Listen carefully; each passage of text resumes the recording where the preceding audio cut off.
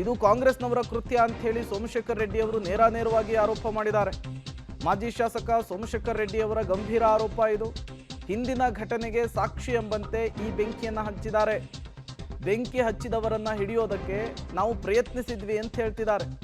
Public ಟಿವಿಗೆ ಮಾಜಿ ಶಾಸಕ ಸೋಮಶೇಖರ್ ರೆಡ್ಡಿ ಕೊಟ್ಟಂತಹ ಹೇಳಿಕೆ. ಬ್ಯಾನರ್ ಗಲಾಟೆ ಆದಾಗಲೇ ಬೆಂಕಿಯನ್ನು ಹಚ್ಚುತ್ತೇವೆ ಅಂತ ಹೇಳಿದ್ರು, ಹೇಳಿದಂತೆಯೇ ಬೆಂಕಿ ಹಚ್ಚಿದ್ದಾರೆ ಅಂಥೇಳಿ ನೇರವಾಗಿ ಸ್ಥಳೀಯ ಶಾಸಕರ ವಿರುದ್ಧ, ಅವರ ಬೆಂಬಲಿಗರ ವಿರುದ್ಧ ಗಂಭೀರವಾಗಿ ಆರೋಪ ಮಾಡ್ತಿದ್ದಾರೆ. ಬಳ್ಳಾರಿಯಲ್ಲಿ ನಡೆದಂಥ ಬ್ಯಾನರ್ ಗಲಭೆ ಪ್ರಕರಣದಲ್ಲಿ ಶೂಟೌಟ್ ಘಟನೆ ಮಾಸುವ ಮುನ್ನವೇ ಮತ್ತೊಂದು ಪ್ರಕರಣ ನಡೆದಿರುವಂಥದ್ದು. ಅಂದರೆ ಮಾಜಿ ಶಾಸಕರಾಗಿರ್ತಕ್ಕಂಥ ಸೋಮಶೇಖರ್ ರೆಡ್ಡಿ ಅವರ G² ಒಂದು ಮನೆ ಏನಿತ್ತು, ಅಂದರೆ ಲೇಔಟ್ನಲ್ಲಿರ್ತಕ್ಕಂಥ ಒಂದು ಲೇಔಟ್, ಒಂದು ಮಾಡೆಲ್ ಹೌಸ್ ಏನಿತ್ತು, ಅದಕ್ಕೆ ಇವಾಗ ದುಷ್ಕರ್ಮಿಗಳು ಬೆಂಕಿ ಹಚ್ಚಿದ್ದಾರೆ. ಸ್ವತಃ ನಮ್ಮ ಜೊತೆಗೆ ಸೋಮಶೇಖರ್ ರೆಡ್ಡಿ ಅವರು ಇದ್ದಾರೆ, ಅವ್ರನ್ನ ಮಾತಾಡಿಸ್ತೋಗೋಣ.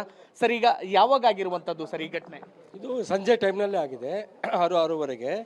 ಫಸ್ಟ್ ಬಂದು ಗ್ಲಾಸ್ ಡೋರ್ಸ್ ಎಲ್ಲ ಕಂಪ್ಲೀಟ್ ಹೊಡೆದಾಕ್ಬಿಟ್ಟು ಒಳಗಡೆ ಬಂದು ಪೆಟ್ರೋಲು ಮತ್ತು ಡೀಸೆಲ್ ಹಾಕಿ ಎಲ್ಲ ಏನು POP ಮತ್ತು ಡೋರ್ಸು, ಸೋಫಾ ಸೆಟ್ಸು, ಬೆಡ್ಸು ಎಲ್ಲ ಕಂಪ್ಲೀಟ್. ಇದು ಮಾಡಲ್ ಹೌಸ್, ರುಕ್ಮಿಣಿ ಲೇಔಟ್, ನಮ್ಮ ತಾಯಿ ಹೆಸರಲ್ಲಿ ಲೇಔಟ್ ಮಾಡಿದ್ದೀವಿ. ಇದು ಏನು ಭಸ್ಮಾಸುರ ಭರತ್ ರೆಡ್ಡಿ ಇದ್ದಾರೋ ಅವ್ರು ಹೇಳಿದ್ರಲ್ಲ, ನಾನು ಬಳ್ಳಾರಿನ ಭಸ್ಮ ಮಾಡ್ತೀನಿ, ನಾನು ಸಹನೆ ಕಡಿಮೆ ಆಗ್ಬಿಟ್ರೆ ಇಲ್ಲ ಜನಾರ್ದನ್ ರೆಡ್ಡಿ ಮನೆ ಸುಟ್ಟೋಗ್ಬಿಡ್ತಿದ್ದೆ ಅಂತ ಹೇಳಿದರು.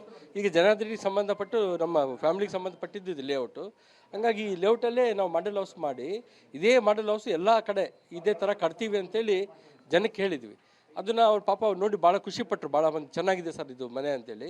ಈಗ ಅದನ್ನು ಭಸ್ಮ ಮಾಡಿ ಅವರ ಒಂದು ಸೇಡನ್ನು ಸ್ವಲ್ಪ ಕಡಿಮೆ ಮಾಡ್ಕೊಂಡಿದ್ದಾರೆ ಅಂತ. ಯಾರು ಮಾಡಿದಾರಂತೆ ನಿಮ್ಮ ಆರೋಪ ಸರ್? ಈಗ 100% ಭರತ್ ರೆಡ್ಡಿ ಫಾಲೋಯರ್ಸ್ ಅಂತ ಹೇಳ್ತೀನಿ ನಾನು. ಯಾಕಂದರೆ 1ನೇ ತಾರೀಕು ಗಲಾಟೆಯಲ್ಲಿ ಬಂದಿದ್ದಂಥ ಹುಡುಗ ಯಾರಿದ್ದಾನೋ ಅವನ ಹೆಸರು ನನಗೆ ಗೊತ್ತಿಲ್ಲ, ಬಟ್ ಫೋಟೋ ನಮ್ಮ ಹತ್ರ ಇದೆ. ಆ ವಾಕಿಂಗ್ ಮಾಡೋರು ಅವ್ರನ್ನ ಹಿಡ್ಕೊಂಡಿದ್ದಾರೆ. ಏನು ಎದಕ್ಕೆ ಬೆಂಕಿ ಹಚ್ತಾ ಇದ್ದೀರಿ ಅಂತ ಹಿಡ್ಕೊಂಡ್ರೆ 10 ಮಂದಿ 15 ಮಂದಿ ಏನೋ ಓಡೋಗಿದ್ದಾರಂತೆ.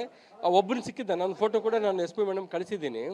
ಅವನು 1ನೇ ತಾರೀಕಿಲ್ಲಿ ಏನು ಗಲಾಟೆ ಆಗಿದೆ ನಾವು ಬಳ್ಳಾರಿಯಲ್ಲಿ, ಅದನ್ನು ಜೀಪ್ಗೆ ತೊಗೊಂಡೋಗಿ ಮರಮನಹಳ್ಳಿಗೆ ಹೋಗಿದ್ದಾನೆ. ಮರಮನಹಳ್ಳಿಯಲ್ಲಿ ಹೊಲದಲ್ಲಿ ಬೆಂಕಿ ಹಾಕ್ಕೊಂಡು ಆ ಬೆಂಕಿ ಕಾಚ್ಕೊಳ್ತಾ ಇದ್ದರೆ ಅಲ್ಲಿ ನಮ್ಮ ಶ್ರಾಮ್ಲು ಫಾಲೋವರ್ಸ್ ಏನಿದ್ದಾರೋ ಅವ್ರಿಗೆ ಡೌಟ್ ಬಂದು ಯಾರು ನೀವು ಅಂತ ಕೇಳಿದ್ರೆ, ಇಲ್ಲ ನಾವು ಬಳ್ಳಾರಿ ಗಲಾಟೆ ಆಯ್ತಲ್ಲ ಅಲ್ಲಿದ್ದ ಓಡಿ ಬಂದೀವಿ ಅಂತಂದರೆ ಅವಾಗ ಸೇಮ್ ಅದೇ ಫೋಟೋ ಈ ಫೋಟೋ ಟ್ಯಾಲಿ ಆಗ್ತಾ ಇದೆ ನಮಗೆ. ಸರ್, ಈಗ ಮೇಜರ್ ಏನೇನು ವಸ್ತುಗಳೆಲ್ಲ ಹಾಳಾಗಿರೋದನ್ನ ಸರ್, ಬೆಂಕಿಗೆ ಆಹುತಿ ಆಗಿವೆ? ಇಲ್ಲಿ ಏನೂ ಇಲ್ಲ, ನಾವು ಏನೇನಿದ್ವು complete teakwood doors, beds, sofa sets, teapoys ಎಲ್ಲ ಕಂಪ್ಲೀಟ್, ಮೇಲೆ POP ಎಲ್ಲ ಕಂಪ್ಲೀಟ್ ಹೊಡೆದಾಕಿದ್ದಾರೆ ಮತ್ತು ಬೆಂಕಿ ಹಚ್ಚಿದ್ದಾರೆ. ಬೆಂಕಿ ಹಚ್ಕೊಳ್ಳಿಲ್ಲ ಅಂತಂದರೆ ಹೊಡೆದಾಕಿ ಕೆಳಗೆ ಬಿಸಾಕಿದ್ದಾರೆ. ಎಲ್ಲ ಕಂಪ್ಲೀಟ್ ಮನೆನೇ ಒಂಥರ ಸುಟ್ಟಿದ್ದಂಗೆ ಆಗಿದೆ ಇದು. ಈಗ SP ಅವ್ರ ಗಮನಕ್ಕೆ ತೊಗೊಂಬಂದಿದ್ರೆ ಸರ್, ಬಂದಿದ್ರೆ ಯಾರಾದ್ರೂ ಅಧಿಕಾರಿಗಳು? SP ಮೇಡಮ್ ನಾನು ಕಾಲ್ ಮಾಡಿದ್ದೆ.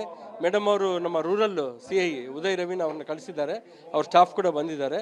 ಇವು ನಮ್ಮ ಬೆಂಕಿ ನಂದಿಸ್ಲಿಕ್ಕೆ ಫೈರ್ ಸ್ಟೇಷನ್ ಅವರು ಕೂಡ ಒಂದು ಫೈರ್ ಇಂಜಿನ್ನ ತೊಗೊಂಡು ಬಂದು ಬೆಂಕಿನ ನಂದಿಸ್ತಾ ಇದ್ದಾರೆ. ಈಗ ನೋಡಿರಿ ಕಾವು ಹೆಂಗೆ ಬರ್ತಾ ಇದೆ ಇಲ್ಲಿ, ಅಂದರೆ ಬೆಂಕಿ ಆಗಿದೆ ಅಂತ ಕಾಸ್ತಾ ಇದಾದರೆ ಕಾವು ಬರ್ತಾ ಇದೆ ನಮ್ಮ. ಅಂದರೆ ಇದಿಷ್ಟು ಮಾಜಿ ಶಾಸಕರಾಗಿರ್ತಕ್ಕಂಥ ಸೋಮಶೇಖರ್ ರೆಡ್ಡಿ ಅವರು ಹೇಳುವಂಥ ಮಾತು. ಬಳ್ಳಾರಿ ನಗರ ಶಾಸಕರಾಗಿರ್ತಕ್ಕಂಥ ನಾರಾ ಭರತ್ ರೆಡ್ಡಿ ಅವರ ಬೆಂಬಲಿಗರೇ ಈ ಒಂದು ಘಟನೆಯನ್ನು ಮಾಡಿರುವಂಥದ್ದು ಅನ್ನುವಂಥ ಗಂಭೀರ ಆರೋಪನ ಮಾಡ್ತಾ ಇದ್ದಾರೆ. ಅಂದ್ರೆ ಜನವರಿ 1ಕ್ಕೆ ಘಟನೆ ನಡೀತು, ಆ ನಂತರದಲ್ಲಿ ನಮ್ಮ ಮೇಲೆ ದ್ವೇಷ ಇಟ್ಕೊಂಡು ಮತ್ತೆ ಇದೀಗ ಮನೆಗೆ ಬೆಂಕಿ ಹಚ್ಚೋದ್ರ ಮೂಲಕ ನಾರಾ ಭರತ್ ರೆಡ್ಡಿ ಅವರ ಬೆಂಬಲಿಗರೇ ಈ ಒಂದು ಕುಕೃತ್ಯವನ್ನು ಎಸಗಿದ್ದಾರೆ ಅನ್ನುವಂಥ ಗಂಭೀರ ಆರೋಪನ ಇದೀಗ ಸೋಮಶೇಖರ್ ರೆಡ್ಡಿ ಅವರು ಮಾಡ್ತಾ ಇದ್ದಾರೆ. ಕ್ಯಾಮರಾಮನ್ ಭರತ್ ಜೊತೆ ಅಮರೀಶ್ ಎಲ್ಕಹೊಮ್ಮೆ, ಪಬ್ಲಿಕ್ ಟಿವಿ, ಬಳ್ಳಾರಿ. ಬಳ್ಳಾರಿ ಕರ್ನಾಟಕದಲ್ಲಿಯೇ ಇದೆಯೋ ಅಥವಾ ಬೇರೆ ಕಡೆ ಎಲ್ಲಾದರೂ ಇದೆಯೋ ಅನ್ನುವಂತಹ ಅನುಮಾನ.